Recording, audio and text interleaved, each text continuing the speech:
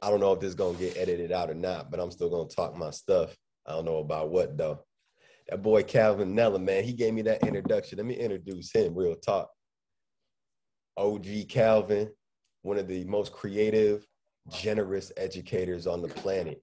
My man was a science teacher. Oh, here we go. All right, we back. I was giving you an introduction, man. I was going to give your resume since you gave mine. I was about to tell him everything that you were part of and everything that you do, what bro. are you saying? My bad.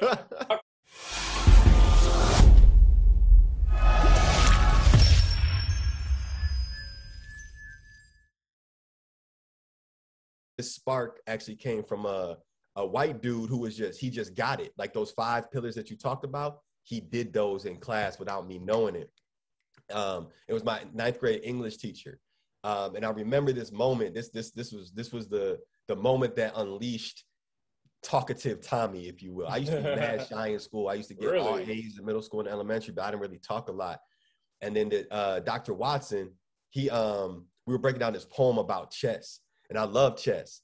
And you know, we were going like line by line, breaking it down, and kids were like raising their hand and yelling out and giving all these answers. And by the end of the poem, I was one of the only students who hadn't spoken in class yet.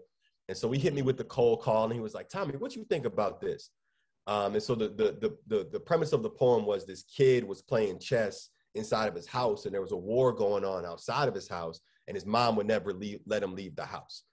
And so I took the angle of like, you know, well, if the kid is playing chess inside the house, maybe he's actually using the game of chess to see what's going on outside, because chess is very similar to war. You have 2 teams strategically trying to corner the other. And, you know, my analysis, though extremely thorough for a 9th grader, was not like the dope part of this story. What came out of this was Dr. Watson saying, "Man, I've read this poem dozens of times and I never took that point of view. That's amazing, Tommy," and walked over and gave me a fist bump. I never had a teacher acknowledge me in a classroom like that and acknowledge my own perspective and my intellect. And it made me want to talk more in his class and all these other classes, because it's like, oh, maybe I do have some good ideas. Maybe I do have a unique perspective. And so we kind of unleashed the beast a little bit. So definitely shout out to him. Wow. Wow. The second story real quick is actually what